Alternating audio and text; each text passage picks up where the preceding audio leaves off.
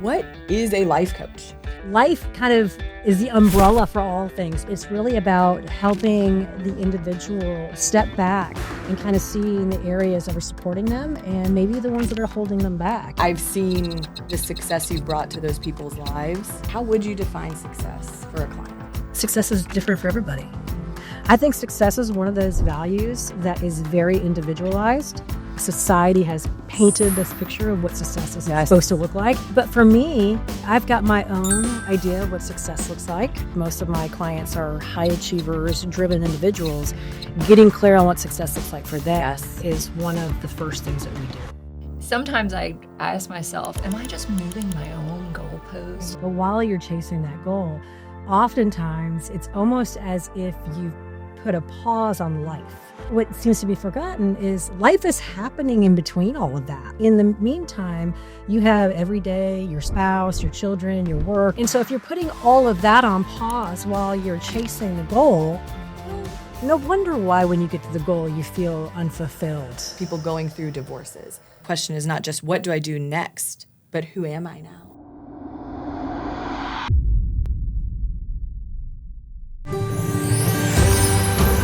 Welcome to Forward Facing. I'm Andee Hastings. I'm Mali Shadmary, We are the founding partners of Hastings Shadmary Family Law, an Atlanta-based law firm with a deep commitment to our clients, our community, and our team, whom we call the Wolf Pack. We are lawyers, We are also business owners, partners, bosses, and best friends. Every day we work towards self-growth and mutual development. Our 4 decades of combined experience gives us a distinct perspective on work, business, and how to navigate some of life's toughest situations. We want to pass on what we have learned, introduce you to like-minded guests, and share our philosophies on staying positive and moving forward. Forward Facing is your inspiration to evolve. Hello and welcome to Forward Facing. I'm Mali Shadmary. And I'm Andee Hastings. And today we are joined by Mrs. Tonya Chaplin of Tonya Chaplin Life Coaching.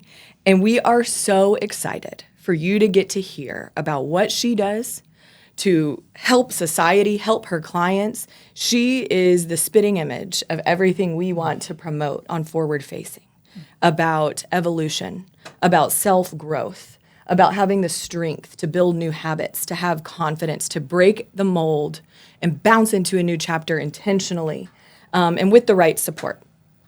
She's a businesswoman. She has got quite an incredible history. She's multifaceted in so many mesmerizing ways. She is a wife, a mother, a friend. She's an athlete. She has so much wisdom to offer. So we're going to get into all that. We're going to talk about her business, and how she contributes to her clients and how she can help people. But we're also going to talk about her journey. It's inspiring. It's motivating. It's something we think that you guys need to hear. Mm-hmm. And we're going to talk about some tips and some ideas about things that you can do when you're going through a divorce and or through litigation or through any life transition. Some tidbits and ideas to help get your brain moving and help move you into the next chapter. So, without further ado, let's get into it. Tonya, hello. How are you doing? I'm doing great. Thank you. Thank you for the kind words, too. Yes, it's nice to be here. Yes, we are so happy to have you here. And let's get into it. Absolutely. Life coaching. Tell us about your business. When did it start and what do you do? Oh, goodness. Okay, so the life coaching business, that part of my coaching started roughly 3-4 years ago. But I have been in the coaching space now for about 10 years. And it started as an athlete, really, after a weight loss journey and getting into the fitness space. I started coaching and then navigated into the life coaching area. Okay, love that. So what is a life coach? I get asked that a lot. And sometimes I will use life coach or personal development coach or even mindset coach. Life kind of is the umbrella for all things, because when I work with the clients, I work with them on their personal goals, professional goals, relationship goals, their own mindset, confidence. It could really be any aspect of life, and it's really about helping the individual step back and kind of seeing the areas that are supporting them and maybe the ones that are holding them back, and exploring what is serving them and what is aligned with the values and the person that they're wanting to show up as. What inspired? I mean, I understand your journey is what really led you down this path, but what is it that motivates you to be that coach for people? My own life. Okay. Yeah, it was definitely my own life. I mean, somewhat of a long story, but I ultimately, from a very young age, I was always very driven, always wanted to excel and succeed and be the best. I am not surprised. And if I didn't, it was failure. Okay, yes, so, same. And you too. Yes. We really grew up similarly. Even in loving environments, we still grew up with this immense pressure, whether it was self-inflicted or from outside sources. If things didn't go the way I wanted them to go, it was failure. Okay. That's it. Always failure. And failure was, of course, if you felt that you were failing, then that would bleed into your confidence or lack of. Totally. It would also bleed into the belief in what you're capable of doing. That's right. And so I can look back now and realize so much of my life I didn't take risks, or I made decisions that were fear-based. Right. And so to answer the question, where's my passion, my why, is because I recognize I don't want other people to make those same choices. Right. Like, how much more fulfilling is life if you're able to just go in and give it your all and try and enjoy it and be passionate about it, and not attach a judgment or a stigma to something that didn't work out, or if you pivoted. And it was my why, really. I think that's an incredible way and thought to start us out, this idea that we can cause an unknowing ceiling to be applied over ourselves just from the ways that we think, and we can become trapped without even knowing it. And you said these risks, that when you said that, I used to perceive certain things as risks, when in reality it was me wanting to maintain my comfort. Right. And I was they were really opportunities. Correct. And I worked with a therapist who helped me recognize that and take some steps in my life, which at the time felt selfish, silly. These things aren't going to get me to my ultimate goals in life, but yet I want to do them. And it felt risky. But then when you do it, for me, life changed. The trajectory totally changed. Opportunities came in. My heart softened. So it sounds like we're kindred in that regard. Well, comfort is often mistaken for safety. Yes. Ooh. And it's actually the complete opposite. How so?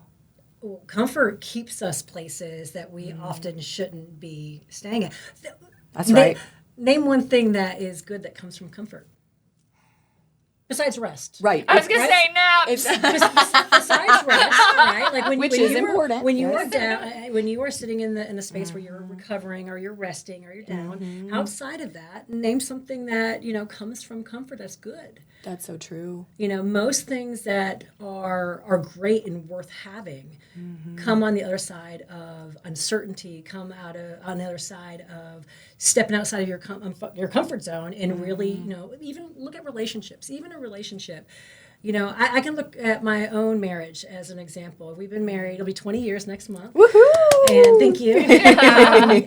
He's amazing. I mean, it is the one thing that I am most proud of in my entire life is my marriage. Excellent. But it wasn't always easy. Right. And Right. the greatest success and the greatest joy that my husband and I have has come from going through some of the most uncomfortable things that we've ever been through.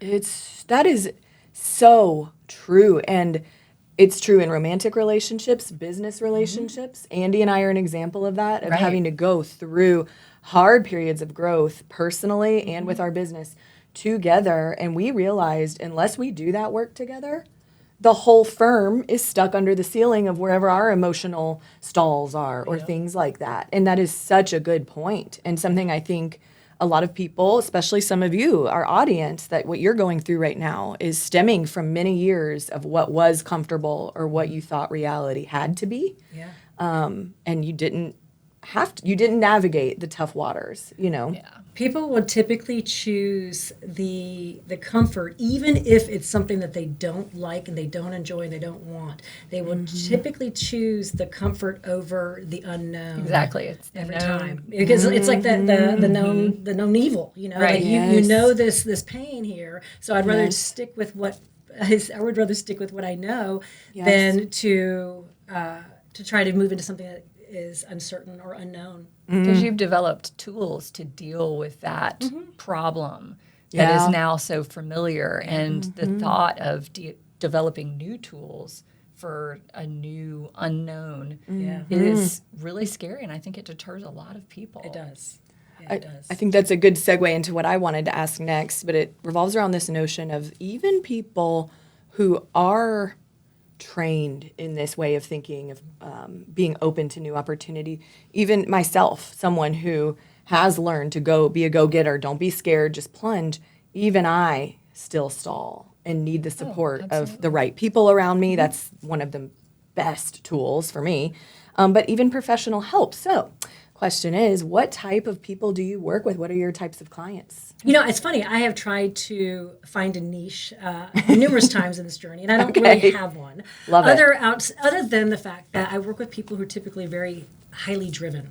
Okay. You know, when I look at the common denominator for the individuals I work with, they all are very driven, very goal-oriented. They want success out of life, you know, but it's when you start looking down to the demographics. I mean, I work with moms, I work with entrepreneurs, I work with men. I mean, it was funny because when I first started this, I anticipated going into the unknowns. I anticipated when I was building this business that the majority of my client base would be like me. Right. You know, I figured I'd have women my age, you know, like me as my clients.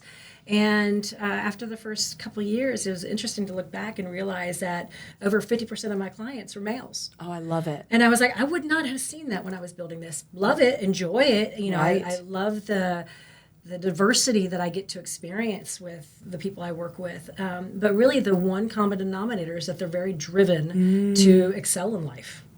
I love that. I have seen you say before that sometimes there's a common theme between clients that you may see about just feeling like things in life are okay, but I feel, these are my words, not exactly what you've said, but something along the lines of the person feels muted. They're kind of stuck. They know there's more out there, but even though they're still comfortable here, they still have a feeling of like unease, or maybe they're scanning for what they should be fearful about. Does that ring a bell with you? Can you Very speak much to so. that? Okay. Yeah. I think one of the misconceptions when people seek out support, be it therapy, life coaching, any of those type of facets, is that things have to be broken, or you have to be in a bad place, or life has to, you know, be rocky. And that's not at all the case, you know, because a lot of times the people I work with, you know, on paper, everything looks good. You know, they're not unhappy. They're not miserable in their life. Right. They just want more, you know, or maybe this is very common, but maybe they had chased something for so long. Oh, I'm a victim of this. And this is, you know, like I really wanted this, and then they get to it. Yes. And it's like, what is this? Oh, This yes. doesn't feel like That's I wanted it to such feel. a tough thing. Yeah, Yes. you know, and I mean, it's happened multiple times in my life, and Yeah, where same. you are going so hard after something, and then you realize, is this even really what I want? Yeah. And what do you do? Because, you know, at that point, you're stuck in, I worked so hard, I invested this time, money, sacrificed whatever that you had invested into, and so now what do you do? Because you're here and you're not happy with it. And so Right. that's a lot of times where I end up meeting people, because they're at this point of like, this didn't bring me the fulfillment I want, Right. but I don't really know what it is that I want. How am I going to Yes. get the fulfillment? Yes, how I have described that. I know Andee and I probably talked about it in the past, and I don't know if you have felt this way before. But for me, it would be the most, you know, gargantuan goal in my life. This is through childhood, and then you go, you accomplish the thing, you can win, you can have A+, you know, and it wasn't necessarily getting to a spot where it was like, well, now this isn't what I want, but more so, well, now I've reached the top of that mountain and I'm sad because what's next? Or what I've experienced is, well, that success has brought you something and it's created now another mountain you need to climb that you didn't know you were going to have to climb. Exactly. And it can be very overwhelming. What's your rendition of that, Andee? Exactly what you're describing. You see this summit and you get there and then you're like, oh my Lord, there's all of these other things that I didn't even think about. And so it's more just, it's not dissatisfaction with what you've achieved, but it's just, part of it is just opening your mind to all of the other things. So it's, sometimes I ask myself, am I just moving my own goalposts? Like, am I just making it harder on myself? And that's just a way of talking to yourself. It's like, no, you just always looking for, the next accomplishment, the next opportunity to achieve whatever. And you get to it and sometimes it doesn't feel as, like you said, as fulfilling as you anticipated. You thought this will be the be all end all. When I get there, this, and this are going to be so easy. And, and then you get there and you're like, okay, so. Yeah. And one of the very common things that I see with this too is that while you're chasing the goal, whether it's the post is moving or not, but while you're chasing that goal, oftentimes it's almost as if you put a pause on life. Yes. You get so focused on the fact that you want X, right? Whatever it is that you're searching for, I'm going after X. Yes. And when I get X, then I'm going to be happy. Yes. Then I'm going to be fulfilled. Then I'm going to have all these things. And what seems to be forgotten is life is happening in between all of that, right? That's so true. Like that's just the goal. That's one little snippet of life. And in the meantime, you have every day your spouse, your children, your work, your whatever your it is hobbies. that's going on, all the things. And so if you're putting all of that on pause while you're chasing the goal, well, no wonder why when you get to the goal you feel unfulfilled.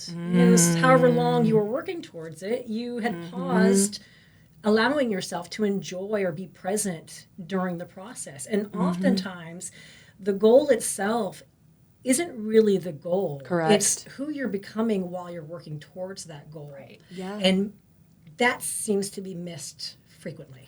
I love that. By me. Oh my God. Me too. That's one of the things I have to focus on the most. And not only one of the beautiful benefits out of that is who you're becoming through the process, but as you are becoming this truer version of yourself, I've learned you're also attracting the right people into your life because of this new version of you without even trying. And I think that's very applicable to a lot of our audience who are in a life transition. You've been through a divorce. You are trying to find stability again. And for a lot of people in divorces in particular, they're running to the next relationship quite quickly. Instead of giving themselves some time to flourish and be themselves so that this version of you after the trauma and as you're healing is attracting the right people.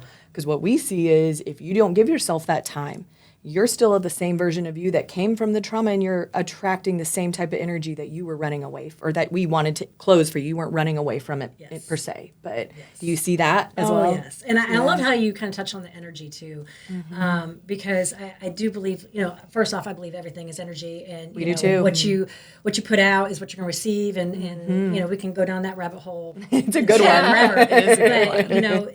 Yeah, because when there is energy into how you show up, and if you haven't gotten really clear on not only who you are, what your identity is, how you're wanting to show up, and the energy you're putting out, then you are just going to almost be victim to what shows up for you, because you are now just allowing things versus having some intentionality behind it, Right. And so when you're able to get real clear on your values and who you are and what you're wanting out of life, then you are going to, like you said, start attracting, you're going to start pulling that in. And I think that's really important because whether it's marriage or a relationship, you see it often where you might step out of a certain type of dynamic and then you're right back into the same thing. It's, it's a same situation, different face.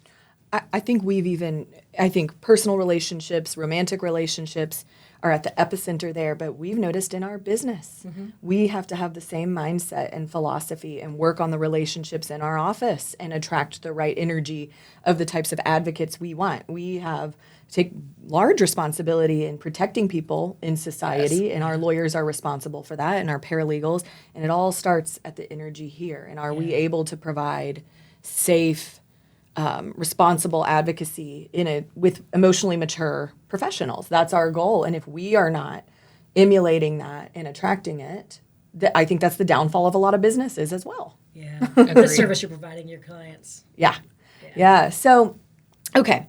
We wanted to talk about the various types of coaching that you offer. I'm having to read it because they're more particular. The Core Energy Coaching and Energy Leadership Index.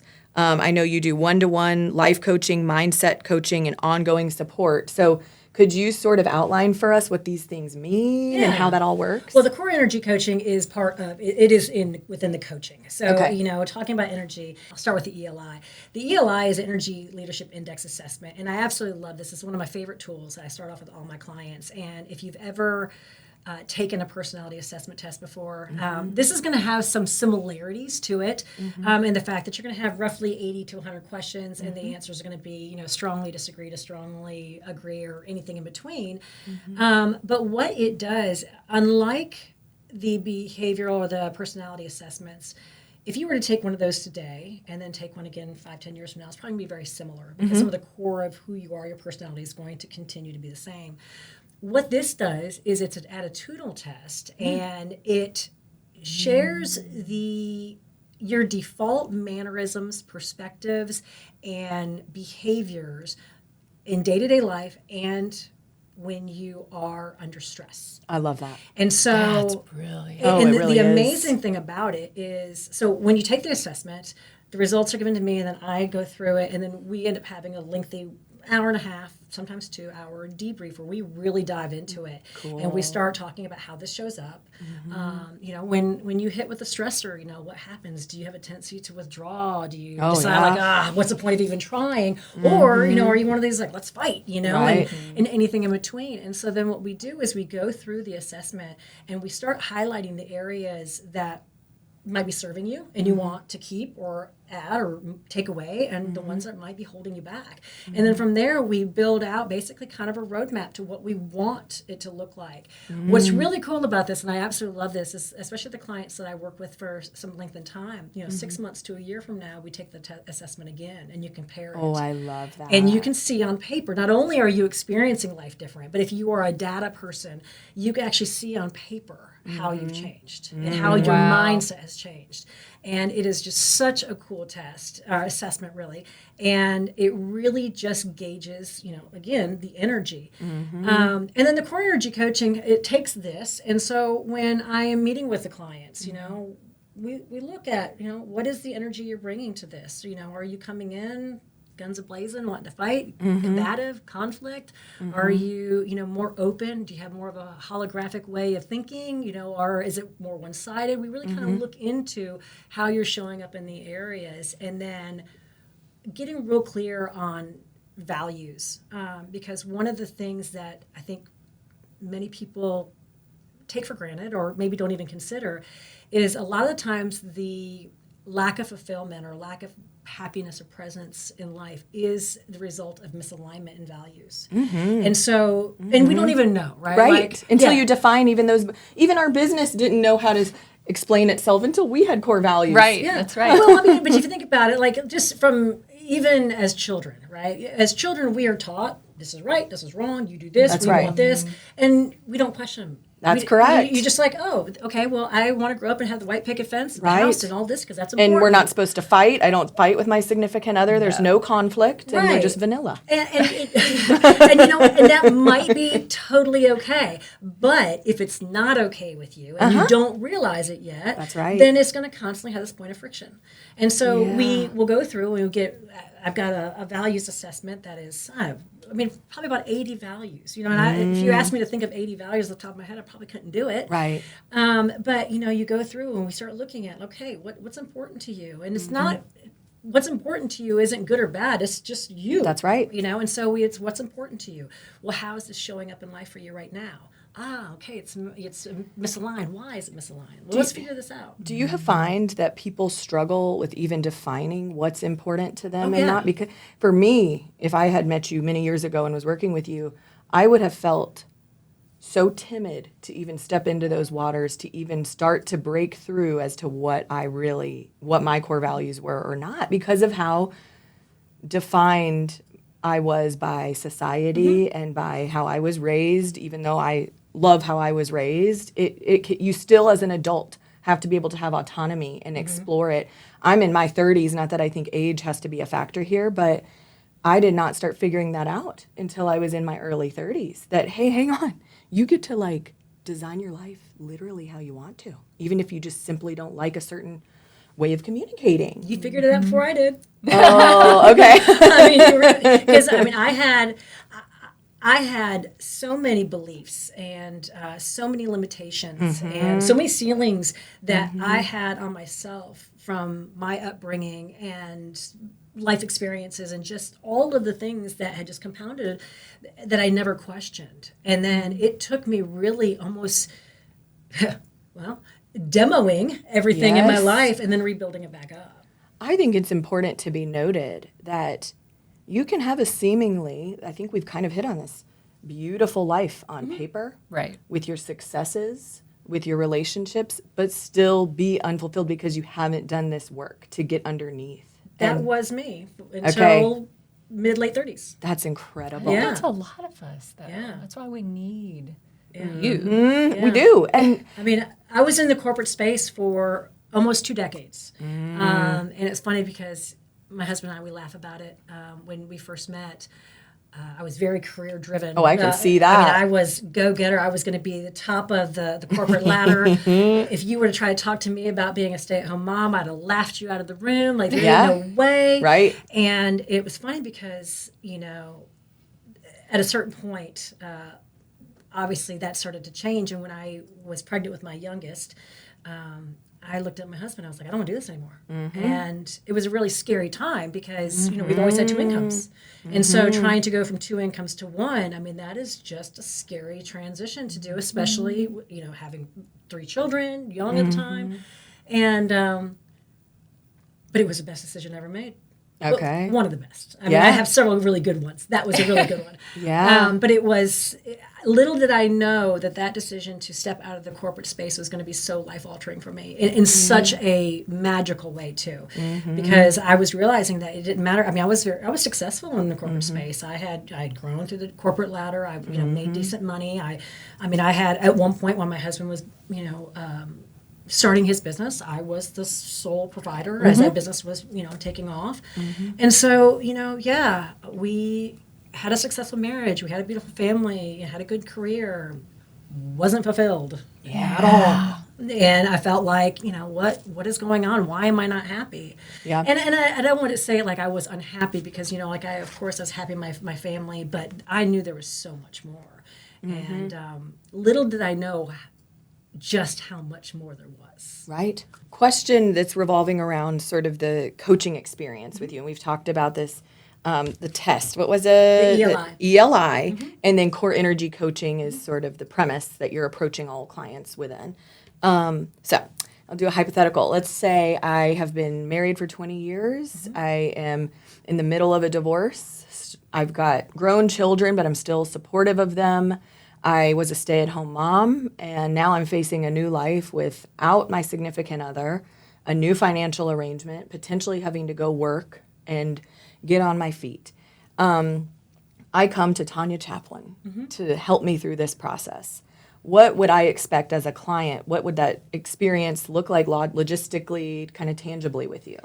Well, it's going to start off with a lot of curiosity because, you can paint that scenario with 30 different people and what they're going to want out of it's going to be completely different. Good. So to be able to give you an exact answer of what that would look like, it would be very individualized, but Okay. it would start off by, really identifying where you're at, where you're wanting to go, what's keeping you from already being there. Mm-hmm. And also probably depending on the client, it would probably be a lot of identifying certain beliefs, maybe some limitations or limiting beliefs that might be there. And if I had to guess, because a lot of times, I mean, let's face it, most people who are going through a divorce never planned on going through a divorce. So, you know, there's probably some self-judgment and some things going on in that too that we would really start to break down and see what is rooted, and then start building from there. So after clients are, you know, official with you, they've done the initial testing, then are they meeting with you weekly, monthly, and for how long does this client and coach relationship go on for? Whenever I take on a new client, we start off, there is a minimum process that I start off all new clients with, and it's roughly about 3 to 4 months. That is the baseline that we're able to really get some good traction in. Makes sense. It gives us an opportunity to get to know each other. It gives us an opportunity to get real clear on values, what's important, where you want to go, what's keeping you from getting there. From there, it also, as far as weekly, bi-weekly, monthly, I have clients to do all of those. I'm flexible. Again, everybody's going to be very uniquely different. Schedules are going to be uniquely different. And what the client needs from me is going to be different. So sometimes I work with people on a weekly basis, sometimes bi-weekly, and sometimes monthly. Typically, starting off, it's weekly or bi-weekly. After that 3 to 4 month time frame, most of the people continue working with me in some capacity for a while. You know, whether we're just continuing the rhythm, some might just be more of a let's check in on a monthly basis. But yeah, so it really there's a lot of flexibility in the way I work with people because let's face it, everybody needs are a little different. Same with us. Yep. Do you sometimes encounter people that are just frozen? They don't know what it is they are trying to accomplish, may not even be clear on what their belief system is because they've been doing stuff in kind of a rote way for such a long period of time potentially. And do you deal with those people, and how do you help them jump those hurdles? Yeah, quite a bit, honestly. They probably don't even realize that that's where they're at. Right. You just nailed it, because really the first step is bringing them to a point of awareness. Okay. So because we can't do anything if you're not aware of what's going on. And so and it's not, you know, I'm not one of those who just highlights a flashlight on you and like, look, this is what you're doing. But during the coaching process, what we end up doing is, you know, I'm naturally a curious person, so that does benefit this type of line of work that I'm in. Love it. But, you know, through questioning and through really understanding their why, their emotions, their feelings, the thought process behind whatever it is that we're working through, a lot of times what ends up happening, some quicker than others, there is this aha moment. And that aha moment is one of my favorites. Because once I get that aha, I'm like, all right, now we're cooking. Yes. now we can get working. Yes. And I will say the flip side of that awareness, which I love, but the flip side, a lot of times when people hit that moment of awareness, it's shortly thereafter they feel like they're regressing. They feel like they're going backwards. And the reason they often feel like they're going backwards initially is because they're now so hyper aware of the things that they're doing. And so they see, oh, you know, I said I was going to work out and I didn't do it. Yes. Oh, you know, I said I was going to do this, and I said I was going to stop smoking cigarettes, and here I did smoke it again, or whatever. So they're super fixated on whatever it is, the behavior that they want to change, but they haven't changed it yet. And the thing about it is awareness doesn't change anything. Okay. It just allows you to see it. Right. So you have to start with gaining the awareness so you have the insight of what's going on, and then we start changing habits, That's unlearning. incredible. Yeah. So, but it's funny because the clients it's very challenging for. But when they get to this point of awareness, I'm like, yes, here we go. And then shortly thereafter, they're like, hey, this feels worse than I did when I started with you. And I'm like, okay, it's part of the process. But then next thing you know, now we're like, okay, I'm getting chills because I've experienced that, but I have a bit of a testimonial for Tonya because I have some close relationships with some highly successful people that I hold very dear to me who have voiced to me this exact process through their work with Tonya, literal, almost verbatim. Oh, I had a great session with Tonya today. I had a light bulb session with Tonya. And I have seen these people I'm close with say, ooh, like the backsliding, but it's because of the awareness. And then I've also been able to experience alongside these people how they get through that chapter. And it's like, okay, I'm not only aware now, then I felt the feels of wavering as I'm trying to better my habits or whatever it is, and then hit that kind of cruising altitude. So I have seen it and heard this without us ever talking about that. That is, and I've seen the success you've brought to those people's lives. And they are people who impact me. So by whatever third party connections, I am even benefiting from Tonya's work because of the people I'm surrounding myself with who are benefiting through her work. Well, I love that. Thank you. But I'll tell you, when I first got into this, one of my whys, the way I described it, was the ripple effect. I want the ripple effect. I want to be able to work with the wife who then is a better wife to her husband, and then a better mom, and then the kids are doing better in school, and the husband's a better employee. So the ripple effect of the work is the reason that I really love this, because as much as I may coach the client, that client is now showing up in the world differently. And so the way that client's showing up is going to have, think about, the person who they might have had a bad day with, but now they're smiling at or whatever. Like, it's literally a ripple effect. And that is, I think, the power of coaching. It's what the world needs. Yeah. We need more of that. I think we're in a very specific situation as lawyers, helping guide people through the worst time in their life. Yeah.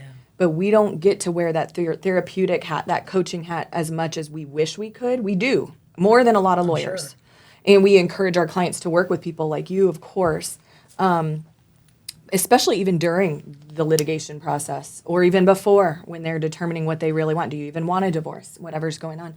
But there is a line in the sand, because we are advocates and we are here to protect. So our work does kind of stop there, although we hope that our work impacts the world how yours does, that if we do things responsibly, we take care of people, protect them, but give them the tools to keep growing. It doesn't just stop when the divorce is done. Now there's more work to get you to where you really want, and hopefully the whole world is impacted, because there's no longer a toxic family unit, and everyone in that unit is out in the world affecting the world in negative ways, just like you said. So I believe, are you going through some additional training? I am actually in the process of getting my PCC credentialing. I'm currently an ACC, which is Associated Coach Credentials, and it's through the ICF, which is the International Coaching Federation.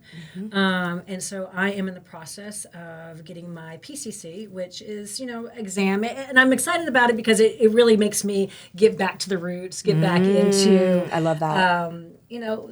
There is skills, there is ethics, there is a lot coaching. That's one of the things that I think is a big misconception a lot of times, is people think coaching is just conversations. And as much as sometimes it is, there is a skill set, there is tools to it, there are ethics and things that we have to abide by to really honor the client. And so by going in and getting the PCC credentialing, it has just kind of forced me to get back into the basics and just refresh everything, which I really enjoyed the whole process when I went through the education of it. So to get back and dabble around in that before I go to get my PCC exam has been nice. I'm hoping to have that done within the next 2-3 weeks. That's awesome. Yeah. I love that. That inspires me, because I've been debating going into the AAML, which is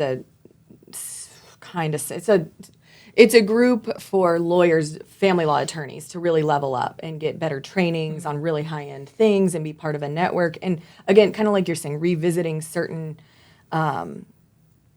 frontiers that we need to be on top of. And I've been feeling like I want to get into that. So I've been exposed to many life coaches through what we do for work. And I will say, there are times where I'm like, this seems gimmicky. This seems, I don't trust you to help with my sort of really vulnerable clients. Yeah. So talk to us about that in your industry. What are the things to look for in a life coach versus not? Like, what are the red flags? Because I want to be very careful for people listening about that. Yeah, and I appreciate you asking that because the reality is you don't have to have any sort of credentialing to call yourself a life coach. Yep.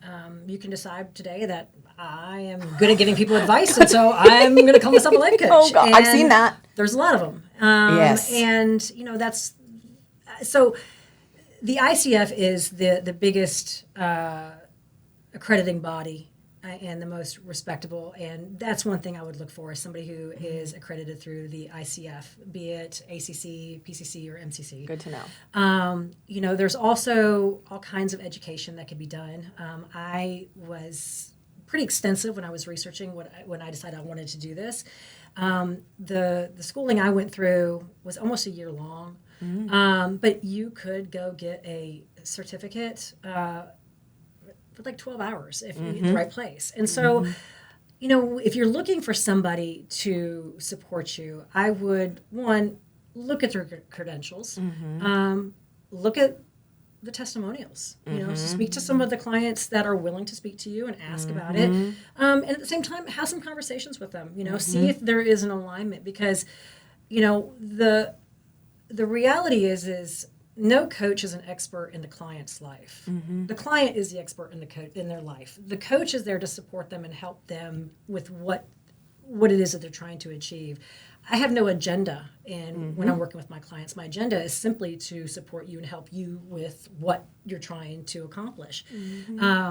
But that's not always the case. I have seen before where coaches are adamant about pushing in a certain direction, or you should do this, or you shouldn't divorce, or you should divorce. And I've seen that. yeah, and I've seen that too. I mean, I can tell you right now that is absolutely not what a coach should be doing. Because ultimately I can take the information that my client has given me, but that's a snippet into their life, and to try to persuade them into moving in a direction is, you could why pay for that? You can get your family to do that. Oh, I mean, really. You can get your family, your friends. That's the thing is, you can have these conversations with biased and agendas with anybody in your life. Right. If you're looking for a way to partner with somebody to really kind of step back and be able to have a more holographic point of view, find yourself a coach that is in the space.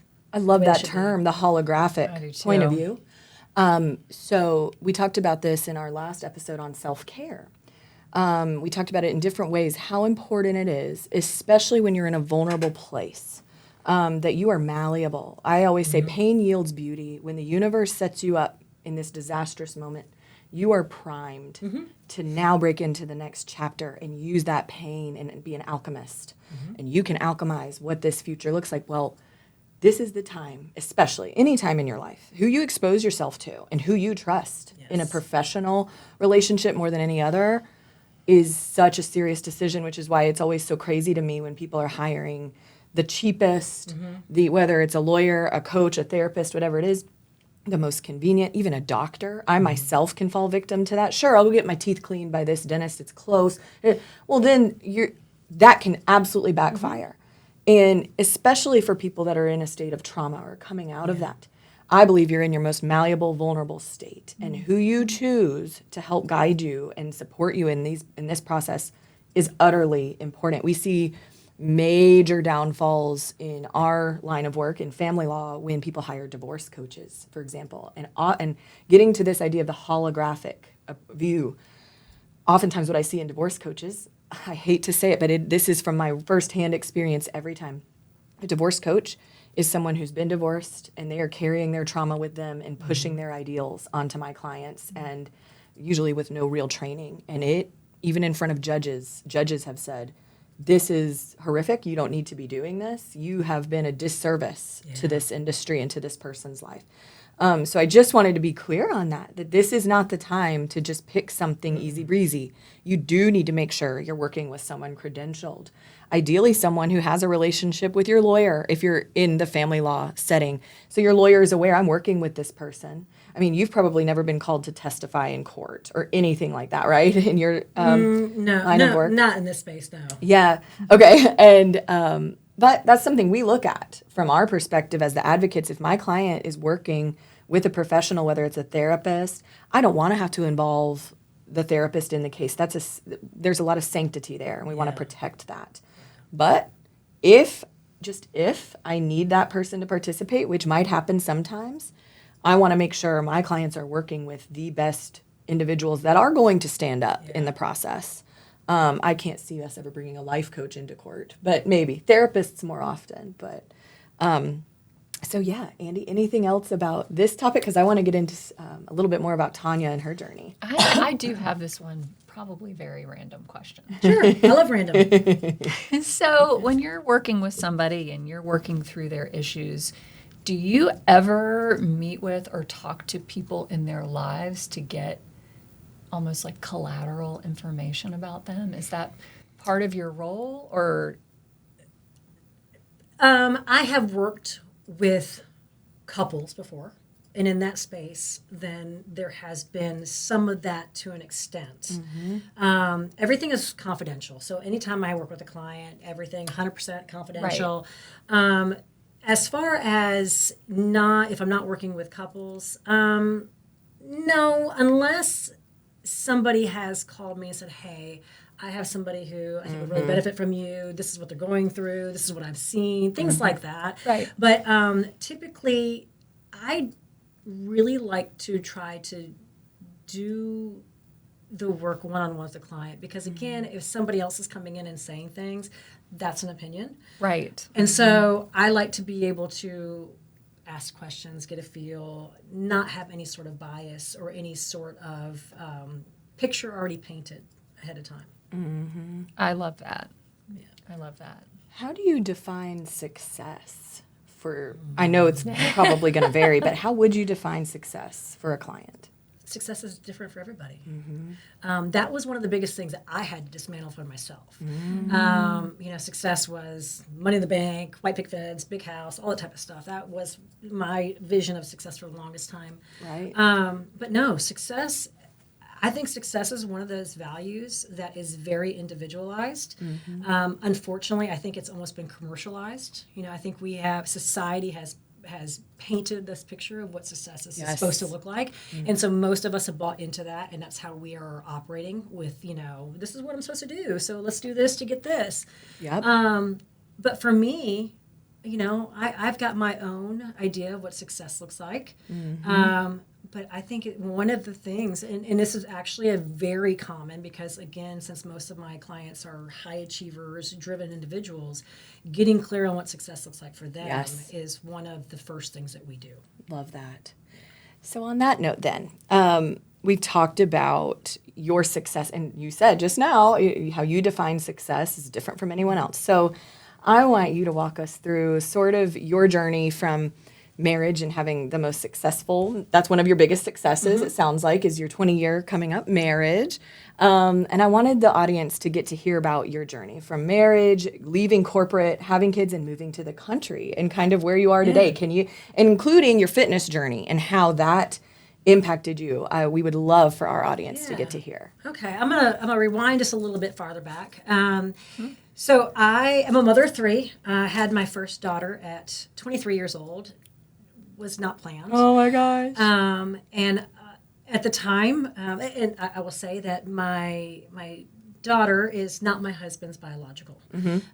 Funny story, she didn't know that until a couple of years ago. Wow. Oh my gosh. Yeah, but I had an unexpected pregnancy at a young age, and as unplanned as it was one of the greatest things that ever happened. And I met my now husband when she was about a year old. And so we were dating, and, after about 3 years of dating, he finally had a question, and he came to me and he said, I want to adopt her. And the thing was, my daughter's name's Jordan. And the thing was, by the time that we were getting married, she was already calling him dad, because she learned how to speak, and that was the dad that was in her life. And so we, started together with a family. And so one of the things that we have talked about as we are getting closer and closer to the empty nester stage of life, is the fact that we never had a stage where it was just the two of us. So I say that because we have prioritized each other, Okay. you know, and pouring into our relationship, because we realize that, one, we've never just been the two of us. And when that time comes, we want to make sure that we're good when it's just the two of us. You know, we want to enjoy life just the two of us. But so I had my daughter at 23. I was, again, very career oriented. I was in the corporate space. I grew up in Kennesaw. Okay. So when I had met my husband, I was living in Dunwoody, actually. And so then he was in North Augusta, South Carolina. And I had moved in with him, and we started our life together, working. And in my corporate space, let me backtrack a little bit. Throughout high school and earlier childhood, I was very athletic. Loved sports, loved weightlifting, you know, just always an athlete. But that corporate space got the best of me, and I allowed my health to decline. I did that too. I drank too much. Yep, me too. Party come girl. Well, you come home from work and you're distressed, and it's like easy to make a drink. You know? And next thing I know, I did not recognize a person that's in the mirror. You know, I mean, I was unhealthy and the biggest I've ever been, uncomfortable, you know, and just not enjoying myself at all. Had another daughter. That weight from the pregnancy just never came off. And then I got pregnant with our youngest, our son. And at that point, I had started to realize that just trading my time for this company who could really care nothing about me just didn't seem to make sense anymore. You know, like, why am I spending so much of my life here and I'm miserable?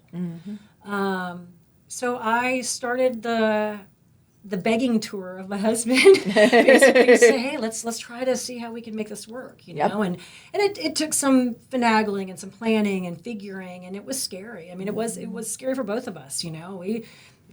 I'd say the first few months of me being a stay-at-home mom, you know, was kind of like, what do we do? Like, I mean, I've never spent money that wasn't money I earned. Right. You know, so there was even a little bit of like, is he going to have is he going to feel bad like I'm spending this money? Oh, yeah. You know? Complete identity shift. Yeah. I mean, it was a lot. And at the same time this was going on, my dad had been diagnosed with pancreatic cancer.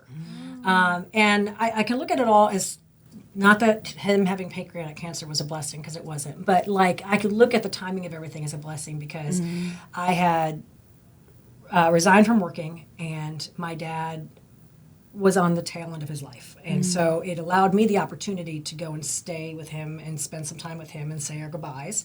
And when doing so, I had told my husband, I said, when I get back and my father's no longer my focus, I'm getting myself in check. Like, I'm not doing this anymore. The funny thing is, we had a gym membership that we had been paying on for 2 years. We never stepped on it. We called it our fat tax. Like, we were just paying fat tax for the gym. We weren't going to cancel it. We ain't going. But, you know, this is what you're going to get for not going. You're just going to, you know. And so eventually I got back and I decided, all right, let's do this. Let's get in here and do it. And I sat in the parking lot and I cried. I was so mortified. I did not want to walk in there. It's very scary. Yeah. I mean, and there was a time where the gym was my space too, right. but it had been so long, and I didn't recognize this body, and I was like, I went in, I did it, and I continued to do it. I just kept showing up, and I kept showing up, and I kept showing up. Next thing I know, I'm down 80 pounds. Wow. And funny enough, in my earlier years, I had interest in bodybuilding. It always fascinated me, but never thought it was something I could do. You know, it's like, oh, it's cool, you could do it, but Same. like, I mean, I could never do it. But after I had lost all this weight, in the gym at the time I was at, there was a decent bodybuilding community there, and I had a few people, you know, well, why don't you try it? And I was like, okay, and talked to my husband, like, hey, you think that maybe you could support me in doing this once? I just want a one and done bucket list. Let's just see how it goes. And hired Lloyd. That's my coach too. Yep. We love Lloyd. Hi, Lloyd. Hired Lloyd. I laugh I tease him now. I'm like, I can't believe you let me on stage the first time. Because, you know, the first time, you know. Oh my God, it's wild. Well, and I I had hired him after I had lost all this weight, and I did not have the muscle mass at the time. So I was just really a string bean up there. But it is what it is. It was fun. It was the beginning. I love it. But I had got up there and I had done my show, and I truly anticipated it to be a one and done. Yeah. Especially just because of financial. I mean, like financially, it's not a cheap sport. And so again, I'm a new stay-at-home mom. Like hey, by the way, I'm a stay-at-home mom. You want to? Oh my you gosh. want to invest in this hobby of mine? Oh, but how incredible that you voiced that we have to highlight that. Yeah. That so many people sit on, because I was one of them, sit on this, oh, that's interesting, but nah, not for me. But hang on a second. Why are you thinking about it every day? Why are you on Instagram thinking all these women in the sparkly suits on stage are so cool? Your intuition is telling you to go somewhere. And it can be so scary thinking about you, that you're not bringing in the income anymore, but you still, well, apparently had the safety in your relationship to feel that you could ask for that and that you had the supportive partner to do it. Yeah. And thank God I was surrounded by the right people. This one is one of them who said, you should do it. This one was in the audience with these screaming fake clappers at like my an first idiot. show. It's the best. No, I'll that's never the forget best. it. Those hand clappers that When you were on stage and you hear that is the best. It means everything to Everything. you. And had I not, and I felt selfish at the time for, like, they came to my show. You're in your peak week. You're not functioning the same. These people, your people, are supporting you all for what feels like a dream that's not necessary. But anyway, you end up doing this, and it was the same for me. It changed your life. It did. Okay. I'm here because of it. I mean, It's like crazy. ultimately led it into the journey. I can remember after my first show, and I didn't even place. But I can remember my husband had come up to me. He's like, "You're doing another one." Oh my God. I was like, yes. I was hoping that you kind of like were cool with it, you know. And so Lloyd and I got to work, and we continued to work, and we did 2-3 more shows. My last show was when I was 40 years old, and Love it. it was funny because I was in figure, and before we were going to my last show, Lloyd said, "You're doing physique." I was like, "I'm not big enough for physique." He's like, "You're big enough for physique." And Lloyd knows. Yeah, he's like, "You're doing physique." I was like, I'm not ready to hang up the heels yet. Like, Oh my God. maybe I'll do both. I'll do both. Yeah. And I was like, because I'm probably not going to do very good at physique. Like, Yeah. So I'll do it just to appease Lloyd. But Okay. I'm hoping I can win figure. Yeah. You know? Yeah. And of course, I'm 40. I'm a mom of 3. I had a huge weight loss. I'm up against 20-something-year-olds. Exactly. With no kids, Yeah. you know? And so I was like, whatever. Yeah. And so we, went on the show. I actually hit the stage 4 times. I did open and masters in both of the categories. Took first in all 4. Oh my God, I got chills. And, oh my God. It was an amazing experience. It was my last show. At the time, I did not know it was going to be my last show. Okay. I had full intentions of going in for nationals and pro card. Same time all that was happening, COVID hit. Oh, And yeah. So gyms were Ugh. shutting down. I also had my eldest daughter at the time was a teenager, and it was a little bit of a bumpy time frame for us. Stress was just a little higher, and so everything kind of just kept getting bumped around. And then I just kind of paused and realized I didn't need the bodybuilding experience anymore. I got what I needed out of it. I proved to myself I was able to accomplish things that I never thought I was going to be able to accomplish. Like, I didn't think I could beat a bunch of 20-year-olds at 40-something years old, whatever, let alone physique, you know? And so I had gotten a lot of what I needed to out of it. But during that process, I had begun coaching with Lloyd. And so I was coaching in the fitness and nutrition space, which I still do. It's not the brunt of my work. I still do. I still have some clients there. I have clients who are like whole body coaching, where we're doing the fitness, nutrition, mindset, everything. nice. That's awesome. Because one of the things that I learned during my competitive journey is how much the mindset and the internal part plays into how you show up. Stress impacted my body Everything. so many times. Totally. There was times where I wasn't able, like I am grinding. My macros are counted to like the gram. I am 2 hours a day of cardio. My body's saying, we ain't doing anything. Yeah. Well, why? Because I was stressed. You're locked up. Yeah, I had so much going on. And so we would, I was coaching with Lloyd, and then I think I told you this before, there was a day, it was totally random. I was doing cardio, and I had a vision. I had a vision that I was a life coach. And I mean, it was a clear as day. Wow. I saw the actual vision, if you really want to get real woo-woo, was that I was a life coach on a podcast talking about my life coaching business. That was the actual vision. Chills. Oh my God. Which is, ironic. It is. But It's real now. That's wild. This would be, I've done a few of them, but yeah. It's really neat to actually look back on it, full circle and remember this is a vision and here it is in person it happened. Now. Yeah, that's powerful. And so I moved into the life coaching space and that's the gist of my journey. Wow. Amazing. Yeah. Oh, it's so empowering. How you spoke up for yourself and what it led to for you and your family and those around you. And what about this move to the country and what does life look like now for you and your husband as we're in this new chapter for you? Yeah.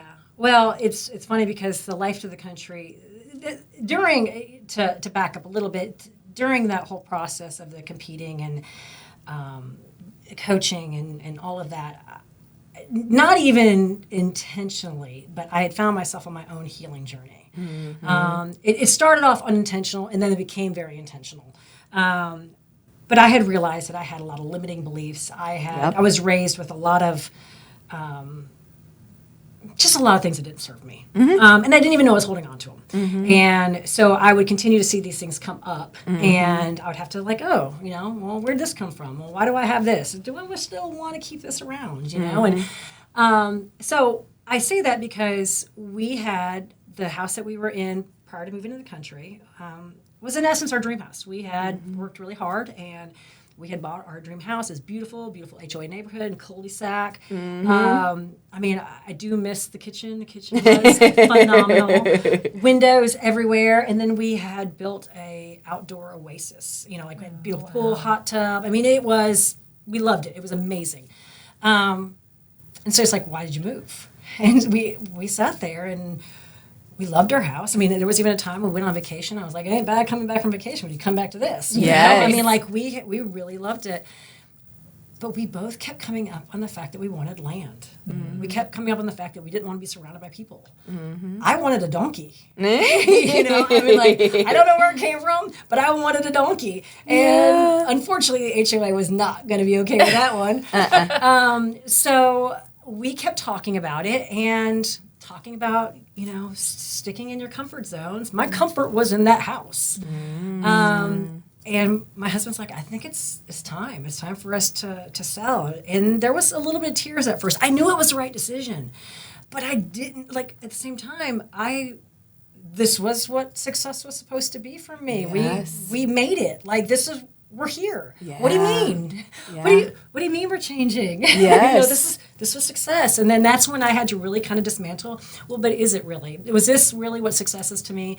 Or is this what I was told it was supposed to look like? That's right. And so we sat down and we just said, all right, well, let's do this. What are we going to do? I don't know. Well, we're planners, right? We're supposed to know what everything looks like. We have no idea what it's going to look like. Are we going to build? We might. Are we going to buy? We might. Yeah. What are we going to do? And so I said, well, let's just do the first thing and list the house. Mm-hmm. And so we listed the house. House was under contract in less than a week. Oh, my gosh. Have nowhere to go.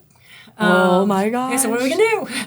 So, well, we're on summer break, so we had kids going to school, too. And so we were trying to find something to keep the kids in the school district while we were figuring things out, which was impossible. I was trying to find rentals, and in that area, rentals are... Okay, yeah. There's not. Yeah. One rental kept coming up. It was super tiny, though. It was like 1,300 square feet. Oh, my Lord. And our house was like 4,000 square feet. Lord. So, yep. 2 dogs, 3 now. 2 dogs, 2 kids, that's tight quarters. Mm-hmm. But it was a fully furnished, all utilities, little rental just a couple miles from where we're at. And it was short term. And so I looked at my husband, I was like, we could really just put everything in storage, live here until we figure out what we're going to do. Oh, my And that's gosh. what we did. Wow. So we put everything in storage, and we sat here, and first it was fun. It's kind of like, all right, well, this is new. Like camping. Yeah, what are we going to do, right?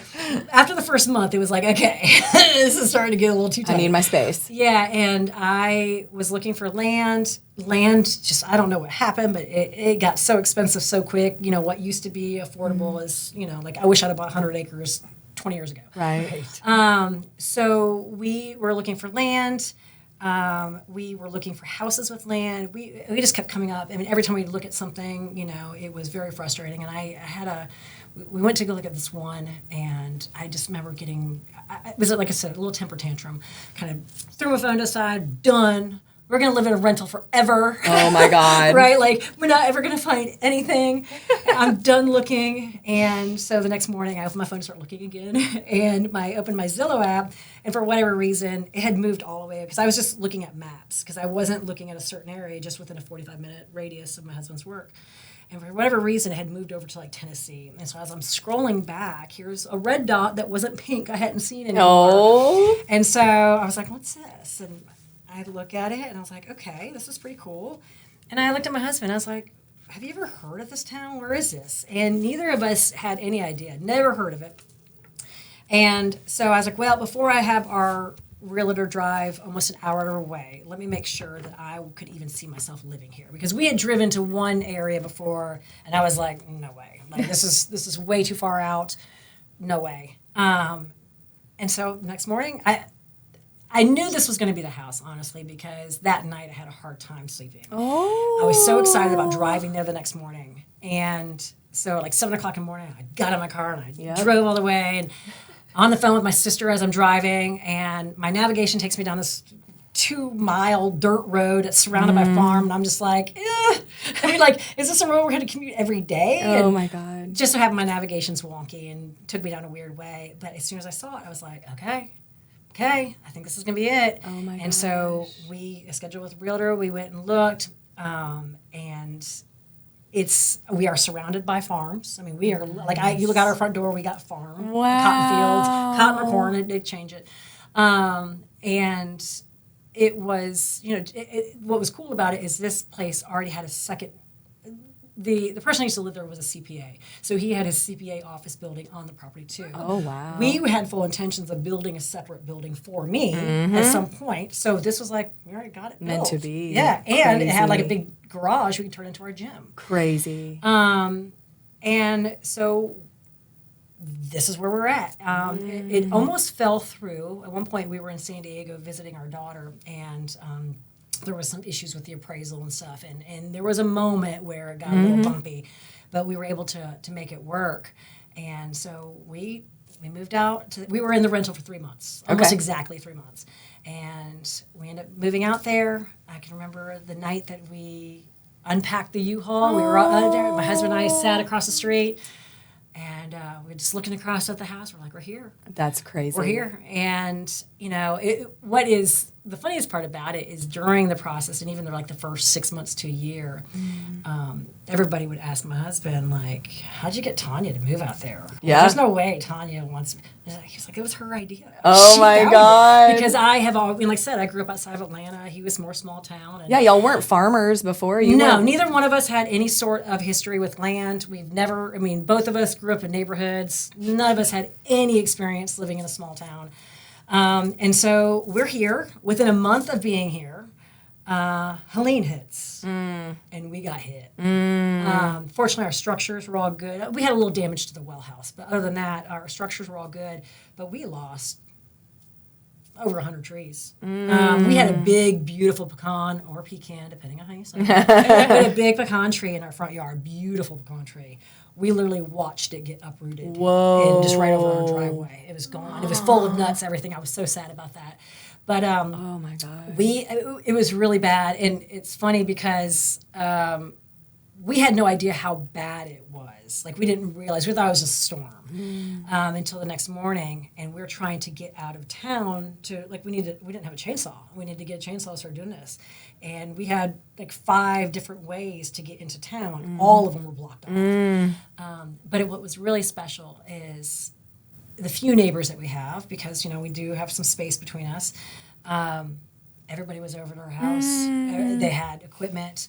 Everybody was cutting down trees, helping move. I mean, it is such a special place. When we moved there, within the first 2 weeks of being there, we had like 6 or 7 people come up and introduce themselves, bring us baskets, welcome us to the area. And I was like, I lived in Evans for 15 years, and not once did somebody do that. Wow. You know? So I tell people, I feel like we moved back to 92, 93. Wow. Because everything is very just slow-paced. Everything is just, everybody gets along. The neighbors know each other. People are just friendly. But And you got your donkey. I got my donkey. So Helene hit the thing that was as scary as that was, and as much as it was very overwhelming, because at one point we're standing and looking at our property like, I cannot believe how much what are we going to do? Right. Thankfully, my husband has a demolition business, so we have access to equipment, you know, so that does help. We are blessed there. Helene actually ended up being a blessing for us. Didn't know it at the moment, because all of the property that we had was wooded. It opened up where we were going to build our pasture. Oh, we didn't even know where we were going to build it. We didn't know how we were going to, like, where the driveway. It opened it up. So my husband just brought the pieces of equipment home, and we started clearing. This pasture's still not done to this day. Because it's a lot. We have been literally doing everything ourselves. It's just him and I building everything. And so we weren't prepared for a donkey yet, but everybody knew I wanted a donkey. And I mean, I'm one of those people, if we're driving down the road and I see a donkey, we're stopping, braying at it or whatever. And then I had actually a former client text me one day. He's like, I know somebody who's rehoming a donkey. And I was like, I don't have a pasture yet. And I was like, what's the story? And so he's like, well, basically, it's just too much for them to take care of on a rehome. And I look at my husband. I was like, well, I know we're not ready yet. And he's like, can they give us 2 weeks? Aww. And so I said to him, you know, I was like, can we have 2 weeks? I'll pay you a deposit. Give us 2 weeks, and can you deliver? Because I don't have a trailer. Thank you. And they're like, yeah, we can do 2 weeks, and I'll deliver it to you. I was like, all right. So my husband and I got busy making a small secondary pasture for this donkey. So it's like, we have actually, all of our animals showed up before we were ready for them. Well, I've noticed this theme through it, because I want to get us to our last topic of just tidbits of advice for people going through transitions. But through all these stories about your journey and your family, and it sounds like you were facing new terrain, voicing the things you wanted, even though it was scary. That's through the weight loss journey, leaving corporate, deciding to compete in bodybuilding, then move to the country, then get a donkey. It's like you are manifesting what you want. You're on the treadmill picturing a podcast one day. And because you allow yourself to be open to those things, even though it feels crazy, things pan out. I mean, what do you think is the biggest gift that you and your husband have received out of all of this, all these chances that you've taken? Each other. Okay. Yeah, I mean, really, because like we have a beautiful life. You know, our children are amazing, challenging, but amazing. You know, we are blessed in so many different facets. And as much as like we enjoy the country we're living, we enjoy that. When it's all said and done, if I was just standing here with just my husband and that's it, the road was never easy for us. Even from the beginning, you know, like we shouldn't have even worked out on paper, you know, because we were long distance from the start. Yeah. He was a little bit younger than me. I mean, he was a college kid when I met him. You know, I was a single mom, like with a career. Like everything about our journey should not have worked out. But we continued to, we faced everything together. And every time we did that, we grew and strengthened. That's right. And more importantly, we grew in trust and like in safety. We knew that no matter how hard it got, we were together in this. It was always him and I facing the challenge instead of facing each other. Yeah. So the biggest gift that I would say that, or blessing really, that I would say that we have had out of everything is what we have with each other now. Because it's something, I have never seen a marriage like our marriage. Right. So, you know, I never had a role model of a marriage like what we have. Right. So to have what we have is having something that we never even envisioned. I love that. And you were still able to achieve it. Yeah. It's really inspiring is. to get to hear all the pieces and the risks that were taken and the things that felt crazy that are now your reality. And that's what the life experience should be. We are not prisoners to the environments we're currently in. We can change that with the right shifts in mentality and the right exposure to the right information, the right people. So with that, I wanted to ask a few just random questions and open up for Andee, of course, as well. But these were some of my favorites that I think you had kind of come up with, Tonya. I want to hit on the identity shift that can happen during divorce, motherhood, career changes, body changes, rebuilding after a hard chapter. You said that often the question is not just what do I do next, but who am I now? Mm-hmm. Can you speak to that, especially for people going through divorces? Yeah. That change between what do I do next, who am I now? How do we discuss that? Yeah. Well, like we mentioned earlier, nobody gets married planning on a divorce. Mm-hmm. And so when you're faced with that, it's very easy to start to question, who am I? Or like, this wasn't my plan. Like, I was a wife, mom, partner, whatever. So a lot of times, if you had really wrapped up everything about who you are into this, I'm married, or you attached it to that significant other at that time, it can leave you feeling very lost and really just kind of uncertain about where to move. And I think it really ties back to something you said earlier about who you attract. If you can get real clear on who you are, everything else falls in place, right? Because you're more than just a wife. You're more than, or a husband. You're more than just a parent. You're more than just an employee. You're more than all this. You are who you are at the core, and those things are afterthoughts, right? Those are additions, or like accessories, so to speak. So I think really getting clear on who you are is important, especially during those type of transitions, because a lot of people attach their identity to that relationship or that stage of their life. Or that job. Mm-hmm. Yes, all of that. So I know this is a complicated question, but what are some small steps that people can take at the beginning of this journey of self-exploration and self-identity? Oftentimes we hear, I lost myself from childhood. That person has been long gone. For me personally, it took doing the fun hobbies and the things that lit my spirit up to bring me back. And then I was able to emulate that in other ways in my life to really get back to my core. But how do people even start? What are the small steps to start to get there? It's funny how when you start to find your way and start becoming, your true self, how the creativity and the hobbies and the play come back into life. For real. Yeah. And it's important. But the small steps, one, I think the biggest thing is to give yourself grace, right? To try to remove the judgment, because I think a lot of times we impose self-judgment, either I failed, or this is a failure, or I'm not good enough, or why me, or any of those type of things. Mm-hmm. And all of those, there's no good to be had with that type of a thought process. So I think giving yourself, grace in that space is really important. The other thing I think is important is, a lot of us may overthink the situation, and you probably have thought all the worst possible scenarios and coulda, shoulda, wouldas, all of those. It takes just as much effort to think about all of the things to be excited about too. Yeah. Right? So, this chapter might be closing, but that means another one's starting. That's right. And so there's all these things on these other end that you can't even expect or think about, because you don't even know. Like, how do you know? Just like I had mentioned, I didn't know a marriage like I have was possible because I'd never seen one. Mm-hmm. So if I was only aiming for a marriage like I had seen, I'd have missed out on this, right? So being open and excited about the fact that there's more coming to you than you can even imagine, and really get excited about it, The other thing that I would say, especially during some big life transitions like this, where you've got something like a marriage ending, is, again, getting clear on your values, what's important to you. A lot of times, especially when you are partnered with somebody, you take on a lot of their identity, a lot of their values. And not that that's a bad thing, because when you're working with somebody or you're partnered with somebody, you are becoming one. Mm-hmm. But as that's dissolving, there might be some things that you're holding on to that no longer serve you or are aligned with you.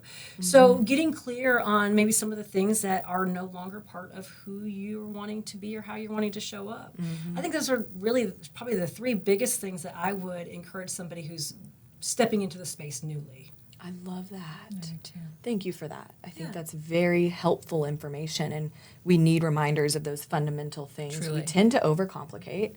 Andee, any questions as they apply to divorce clients or people going through litigation? No, I mean, we could talk all day, actually, so we probably have to come back. But I do have a question that has been on my brain for a while. What is the donkey's name? Wu-Tang. Oh my God, little baby. Wu-Tang. Wu-Tang. And he is a talking donkey. He is so spoiled. It's funny because I mean, obviously we know donkeys make noises, right? Yep. I didn't realize how loud it was. Their bray can carry 2 miles. Oh, I didn't know In the country, No, where I did not you know don't that. have, It just goes. yeah, in the country where you don't have all this, like, you know, the filtering of businesses and buildings and all Right. of that, it carries. So, fortunately, our neighbors who hear them they come and visit. They like them, and everybody knows Wu-Tang.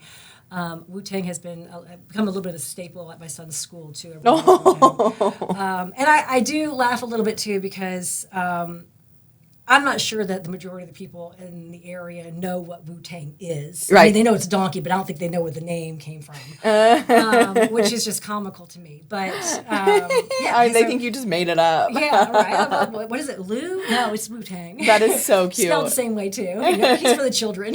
Oh my God, I love it. Yeah, so we have Wu-Tang the donkey. We've got 5 Nigerian dwarf goats, and then we have chickens and ducks. And the funny thing is the chicken. The way we got chickens also was not planned.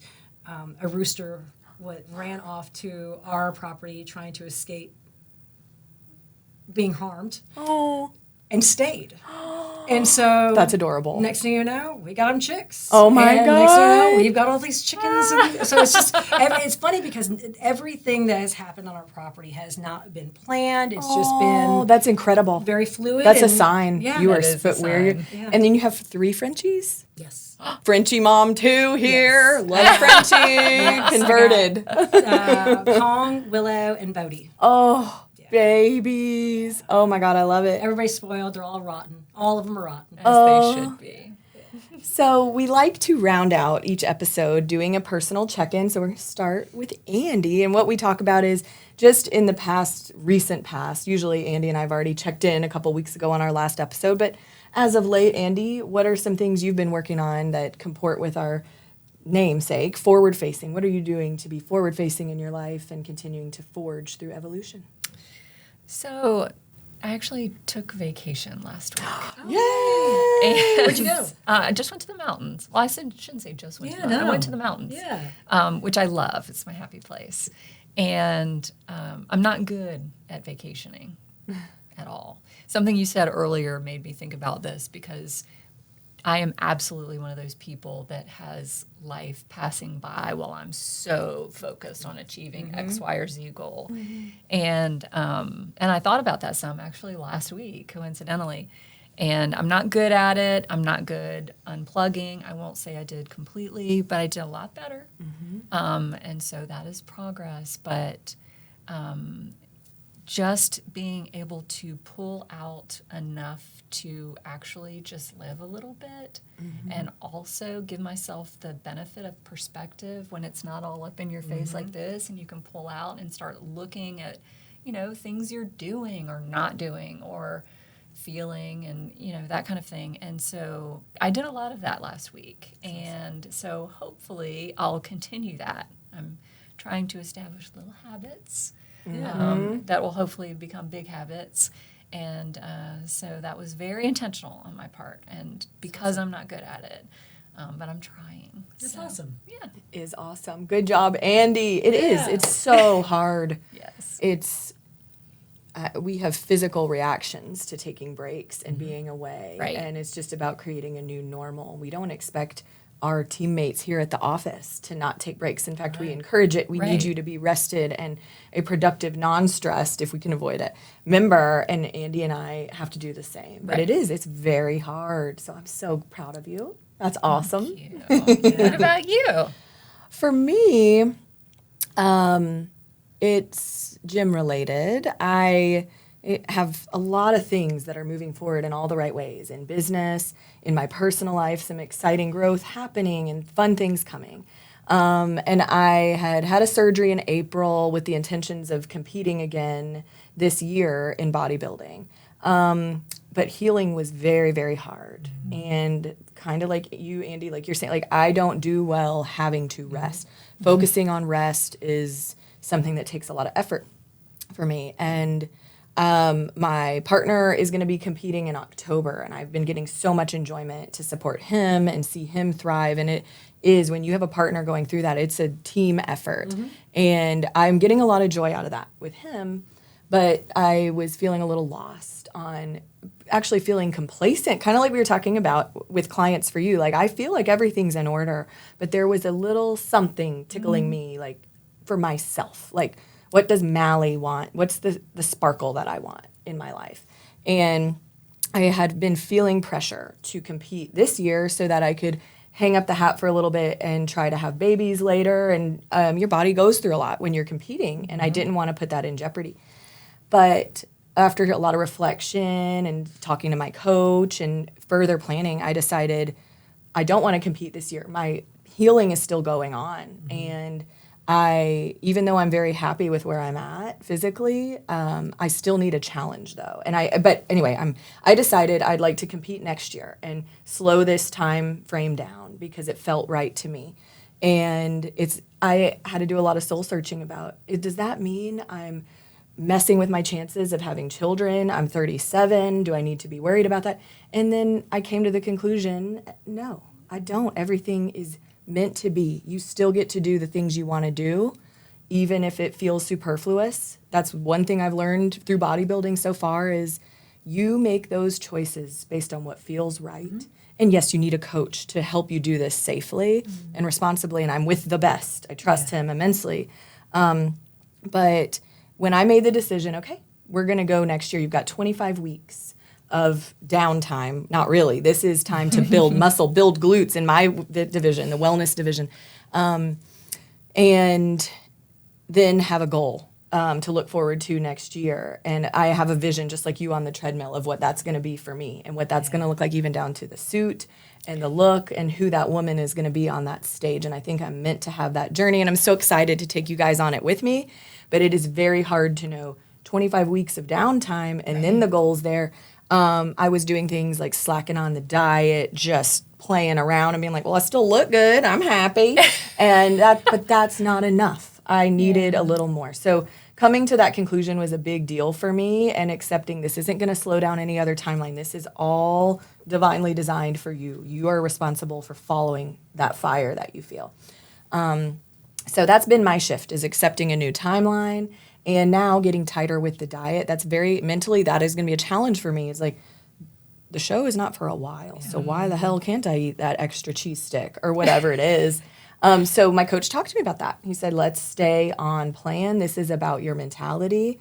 And you do have a goal now. So it's sharpening up my diet and spending more time on my cardio, which you don't always have to do when you don't have a show coming up, but it's easy to slack on certain things. So now we're not doing that. And that has been rejuvenating for me this week is, we're going to do that cardio, and you're putting those heels on and practicing your posing because there's a new version of you coming, and you want to be on that stage knowing you did everything you could possibly do to be this woman that you want to be this time around. Yeah.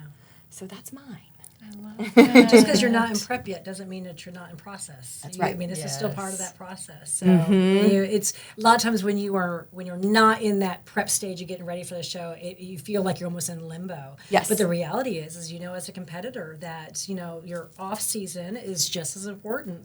That's a hard one for me. Yeah, yes. It is, especially when you're having to a reverse diet. Yes. I mean, that's far harder than prepping. Right. Was. But right. I mean, you're still in the process. You're just in a different stage of the process. Yeah, and now that we say it out loud, this is my first time. I did the reverse, and then now this is life after your first time competing.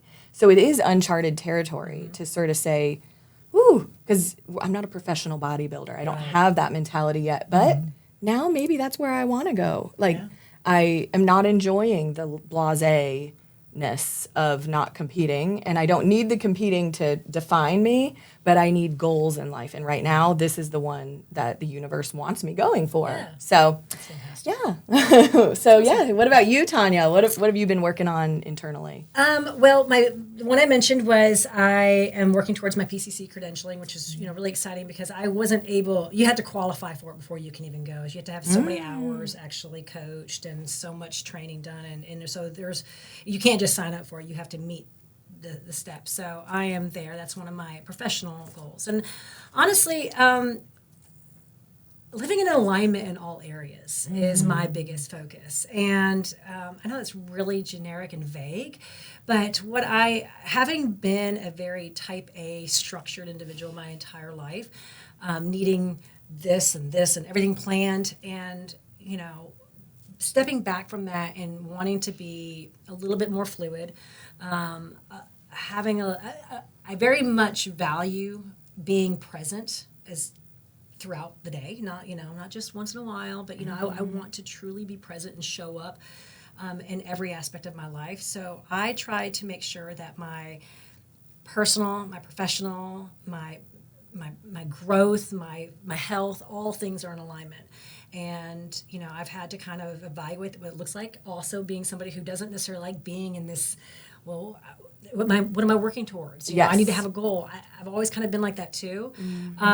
So trying to find a way to where I don't necessarily have to be chasing the carrot to do the things that still add value and make me feel good. Fulfillment. Yeah. And so that's my biggest thing right now. And I will say I'm enjoying it. It's a new space, but I'm really just trying to make sure that my health, my growth, my professional, my family, my marriage, all things are just operating in alignment.